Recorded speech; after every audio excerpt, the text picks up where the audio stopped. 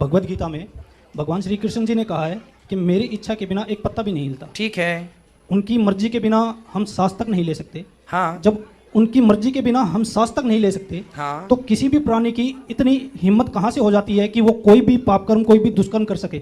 और जब हम कोई भी दुष्कर्म उस परम पिता परमात्मा की इच्छा से करते हैं, उसने हमारे कर्म में या हमारे भाग्य में जब लिख दिया है कि आज मैं आपके साक्षात दर्शन करूं, आपको प्रणाम करूं, मैं उन्हीं की मर्जी से हूं, और जब मैं उन्हीं की मर्जी से आया हुआ हूं और कोई भी गलत काम उनकी मर्जी से ही करता हूं, तो उस दंड का भागी मैं क्यों बनूं? ये सवाल कई बार मेरे जहन में बड़ा गहरा सवाल है, बहुत अच्छा सवाल है। सवाल के लिए तालियां बजाइए।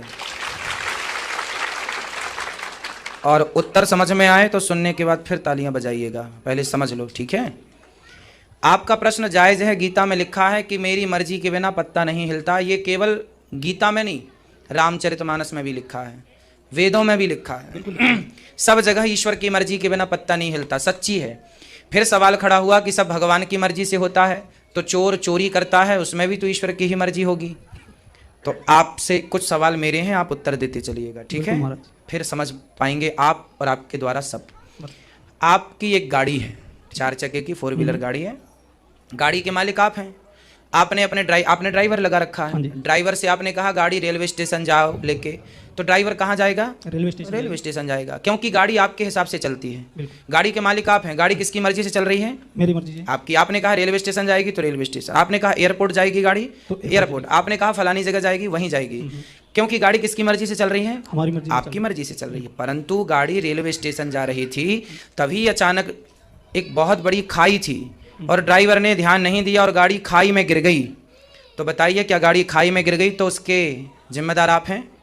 क्योंकि गाड़ी तो आपकी मर्जी से चलती थी, तो खाई में गिरी है तो आपकी मर्जी से गिरी होगी। इसका जिम्मेदार ना तो मैं खुद को समझूंगा और ना उस ड्राइवर को समझूंगा महाराज जी। ना, क्योंकि नहीं, ना तो मैं ये चाहूंगा कि मेरी गाड़ी उस खाई में जा गिरे, सुनिए, और ना वो ड्राइवर चाहेगा जी। सुनिए। हाँ जी। ड्राइवर के पास एक्सीलेटर ब्रेक दोनों होता है। बिल्कुल, ठीक है। जो कंट्रोलिंग करना जानता है एक्चुअली में ड्राइवर वही है। बिल्कुल। जिसके हाथ में कंट्रोलिंग नहीं है वो ड्राइवर ही नहीं है, ठीक है। इसलिए गाड़ी गड्ढे पर गिरी, खाई पर गिरी, तो जिम्मेदार आप नहीं हैं, भले आप उसके मालिक हैं। गाड़ी आपकी मर्जी से चलती थी, ठीक है, पर गड्ढे में गिरी तो आपकी मर्जी नहीं थी, आपकी मर्जी नहीं थी, ड्राइवर की भी मर्जी नहीं थी, पर ड्राइवर की गलती है। मर्जी तो नहीं है ड्राइवर की, परंतु गलती है। क्यों गलती है? क्योंकि आपके पास विवेक है ना, कहाँ ब्रेक लगाना है, कितनी स्पीड पे गाड़ी चलाना। आज जितनी भी सड़क दुर्घटनाएं होती हैं वो केवल ड्राइवर की गलती से होती हैं। या तो सामने वाले की गलती होगी या तो हमारी गलती होगी, पर गलती ड्राइवर की होती है। अब हम ये नहीं कह सकते कि ये ईश्वर का विधान है, पूरा पहले समझ लीजिएगा, फिर हम निष्कर्ष पे आएंगे।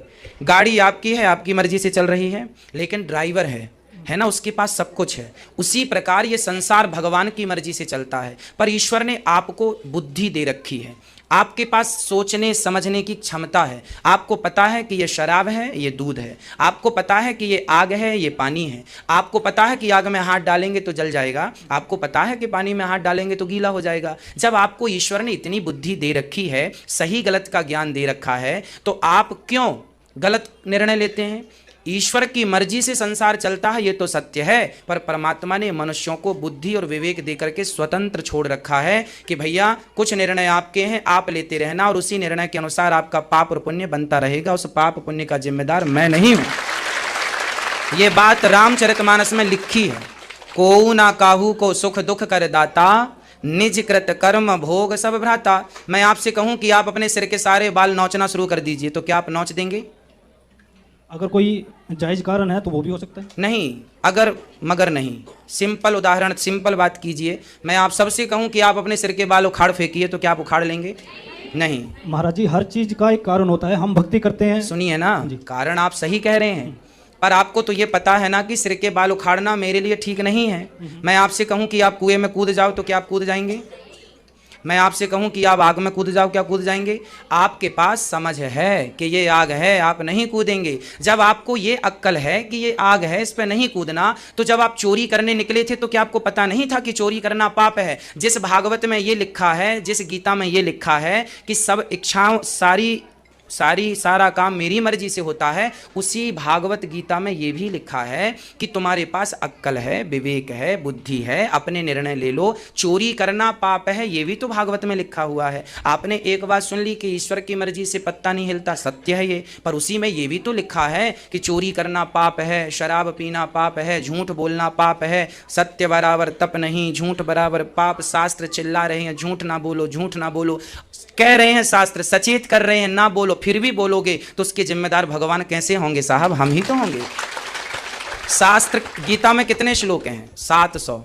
रामचरितमानस में लगभग 10,000 चौपाइयां हैं। भैया जी, एक चौपाई से सारा अर्थ नहीं निकाला जा सकता, ठीक है? एक बात से, मेरी एक बात पकड़ के यदि आप उस एक बात से पूरी बात का अर्थ निकालें, कभी नहीं निकलेगा, है ना? पूरी बात का अर्थ निकालने के लिए आपको पूरी बात सुननी पड़ेगी। उसी प्रकार यदि गीता का अर्थ करना है तो गीता के एक श्लोक से पूरा अर्थ नहीं होगा। सारे श्लोकों में, एक श्लोक में यह बात कही है तो दूसरे श्लोक में उसका समाधान दिया है, उसका तोड़ कहा है। एक को हम प्रूफ ना माने। जिस भागवत में ये लिखा है, गीता में, रामायण में, कि सब में मैं हूँ, सर्वम खलविदम ब्रह्म, सीय राम मैं सब जग जानी, सब में मैं हूँ और मेरी मर्जी के बिना पत्ता नहीं हिलता। उन्हीं ग्रंथों में यह भी लिखा है कि आप झूठ बोलेंगे तो पाप के भागी बनेंगे। बताइए। मैं यही कहना चाहता था महाराज जी, जैसे आपने अभी कहा कि आग में कूदने से हमें जाहिर सी बात है दर्द होगा, तकलीफ होगी।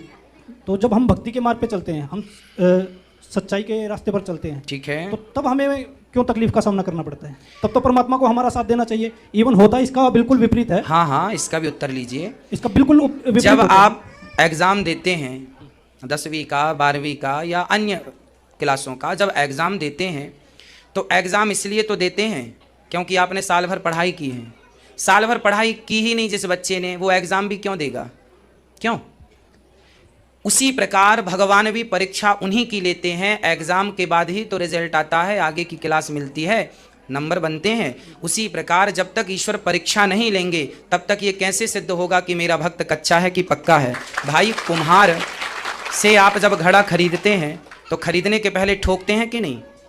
100 रुपए का घड़ा खरीदते हैं तो 10 बार बजाते हैं, साहब कच्चा तो नहीं है, फूटा तो नहीं है। तो जब आप 100 रुपए के घड़े को ठोक बजा के ले रहे हैं तो भगवान जिस भक्त को अपना धाम प्रदान करेंगे उस भक्त को भी तो जरा सा ठोक बजा के देखेंगे। तो जरा सा दुख जो मिलता है, तकलीफ जो मिलती है, एक्चुअली वो ईश्वर की परीक्षा है। सुदामा की गरीबी क्या थी? सुदामा के जीवन की परीक्षा थी। अंत में सुदामा की गरीबी के बाद भगवान की कृपा से उन्हें राज सिंहासन मिला कि नहीं?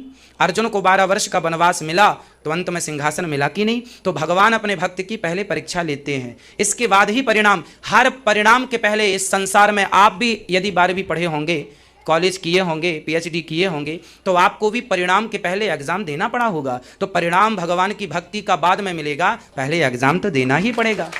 कठिन परिस्थितियों से सोना तब चमकता है जब वो आग में जाके तपता है। बिल्कुल ठीक बात है जी।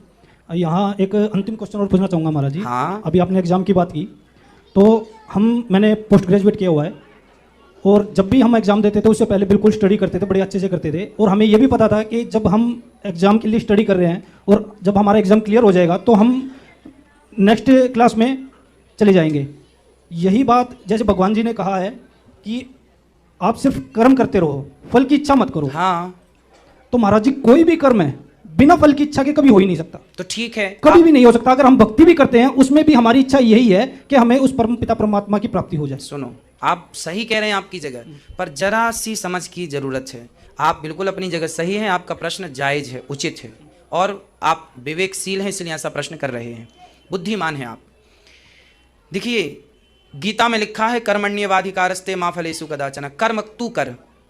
बच्चा एग्जाम देने जाता है तो वो मन लगा के कर्म, भगवान अर्जुन से ये कहते हैं, बेटा कर्म करने पर तेरा अधिकार है, फल पर तेरा कोई अधिकार नहीं। तू कर्म कर, एग्जाम दे, मन लगा के दे, मन लगा के लिख, सारे आंसर सही सही लिखता जा, परिणाम आएगा। अब तू परिणाम का चिंतन कर कि चलो मुझे तो 100 नंबर मिल जाएंगे क्या, मिल जाएंगे। अब वो लिखे कुछ ना और सपना देखे मिल जाएंगे क्या। तो यदि वो स्वप्न देखने लग जाए नंबरों का और कर्म छोड़ दे, तो कर्म छोड़ देगा तो परिणाम कैसे आएगा? एक बात बताइए, एक ही किसान, एक ही गांव के सारे किसान अपने अपने खेत में बीज बोते हैं। किसान का अधिकार है बीज बोना खेत में, पर फसल किसकी कितनी आएगी क्या ये किसान के हाथ में है? अरे अच्छी खाद डालना किसान के हाथ में है, अच्छा बीज बोना किसान के हाथ में है, समय पर पानी सींचना किसान के हाथ में है। पर देखने को यह मिलता है कि बगल वाले के खेत में 20 कुंटल हुआ है तो इसके खेत में 10 कुंटल ही होता है। कर्म सबने अच्छे से अच्छा ही किया था, पर परिणाम परमात्मा की मर्जी से ही मिलता है। यदि आप कहो कि मैं परिणाम को देखूं महाराज जी, तो आप देखते रहो ना परिणाम को, आपके देखने से भी कोई फर्क नहीं पड़ना।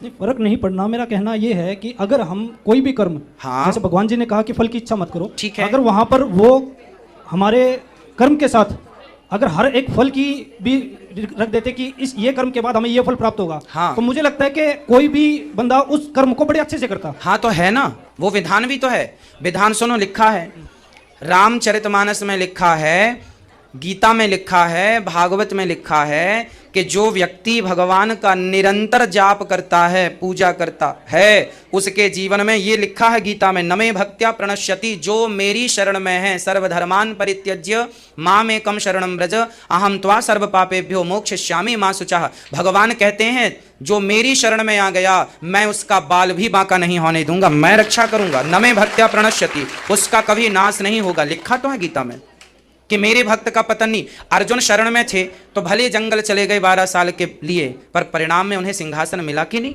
जीत हुई कि नहीं। भगवान के चरण ना छूटें किसी भी प्रकार से, कठिन तपस्या करनी पड़ेगी, सारी कठिनता से गुजरना पड़ेगा, पर विश्वास है तो विजय हमेशा भक्त की ही होती है। क्या नरसिंह मेहता का मायरा भरने अंत में भगवान नहीं आए? फिर यदि उनके लिए आए तो हम लोगों के लिए भी आएंगे, आए तो हमारे लिए भी आएंगे। भगवान कहते हैं कि कोई सकाम भक्ति भी करे। भक्ति 2 प्रकार की होती है, एक निष्काम मतलब कुछ ना चाहिए, और एक सकाम मुझे चाहिए। तो यदि आप कोई चाहत रखते हैं और चाहत लेके यदि भगवान की उपासना करते हैं, तो मैं गारंटी लेता हूं कि कई लोग हैं इनमें से जिन्होंने कामनाएं की थी और उन कामनाओं को भगवान ने पूरा भी किया। करते हैं भगवान। वही नहीं करेंगे तो कौन करेगा, वही नहीं सुनेंगे तो कौन सुनेगा, इसलिए करते हैं वो। ठीक है, खुश रहिए।